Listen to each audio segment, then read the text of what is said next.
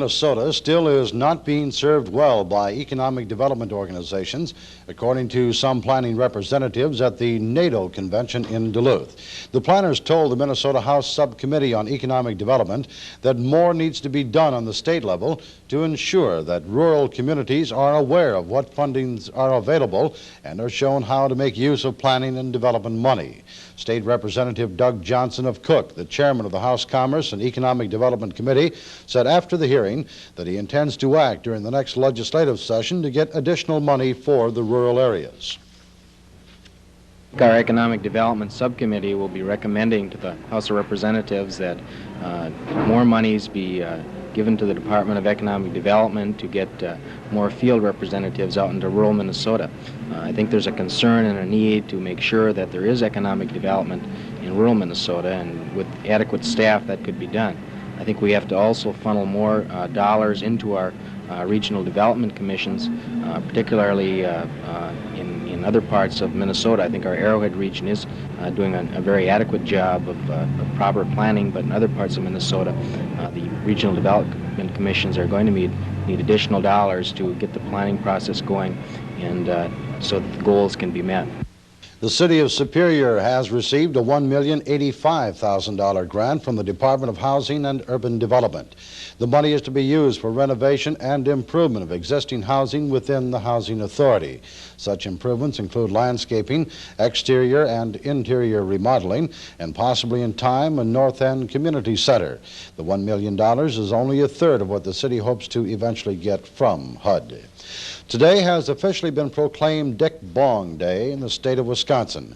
The designation came from Governor Patrick Lucey to commemorate the 30th anniversary of the death of Bong. He was a popular World War II hero who was born in Superior in 1920. Bong joined the U.S. Army Air Corps in 1941 and promptly shot down 2 enemy aircraft in his first air battle. By the end of the war, Dick Bong was credited with shooting down 40 enemy planes, a feat which labeled him America's leading air ace of all time and got him the Congressional Medal of Honor presented by General Douglas MacArthur.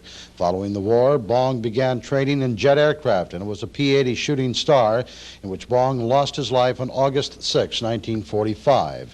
Bong was buried on the family farm at Poplar, Wisconsin. A group of citizens is now working for creation of a Bong National Memorial in that community. We'll have talk back at 20 minutes past the hour. John Hart and Jack Reynolds report from Malaysia that the Japanese terrorists are holding 15 hostages on a plane at Kuala Lumpur Airport. A full report. Also tonight, a story on a Sears Roebuck executive kidnapped in Bogota, Colombia. Edward J. Gurney has been found innocent in Tampa on certain charges, but the jury is still undecided on other counts. A report at 6:35. Jimmy Hoffa's adopted son has surfaced in Detroit. This at 6:36, and at 6:46, we will see the pro-communist side of Portugal. These and other reports for Wednesday around the world on NBC Nightly News at 1:30. A man can only take so much. Then he has to fight back. Hey! Buford Pusser's Part 2, Walking Tall. That's Speaker. Read that man his constitutional rights. Well, here's the key. Go on, open it up. You have the right to remain Thank you, I've got it. silent. Anything you say can and will be used.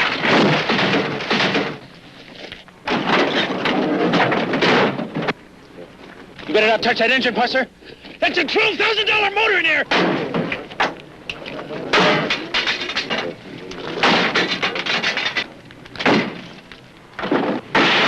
You know, I'm going to find contraband in this car before I'm through. Ain't nothing in there. Well, that's exactly what I'll find then.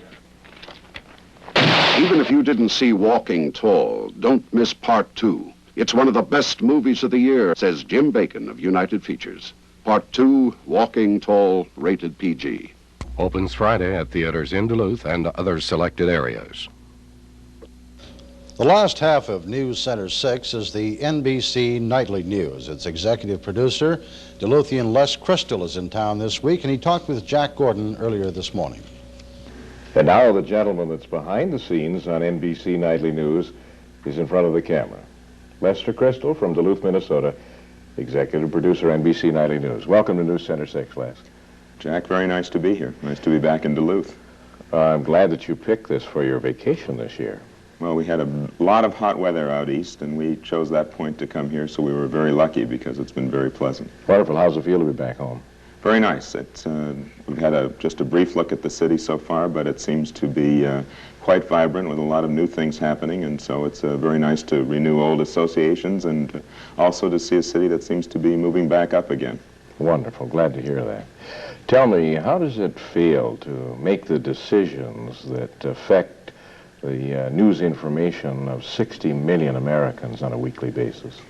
Well, you're making them not terribly difficult. You have a lot of qualified people helping us, and it's happening so fast you do it very quickly.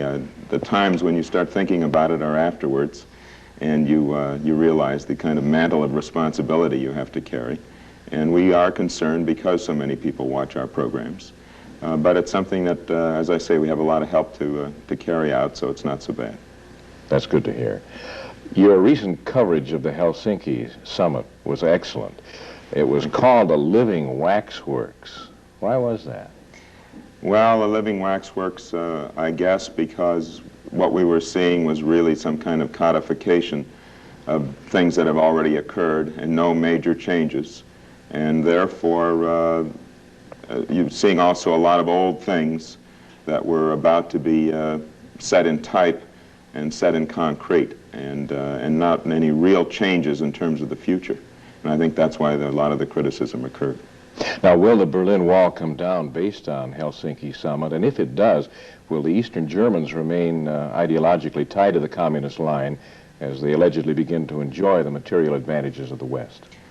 I think the time when the Berlin Wall is going to come down, if ever, is far, far away. And we're not going to see that happen as a result of this particular summit. Thank you very much, Lester Crystal. I hope you continue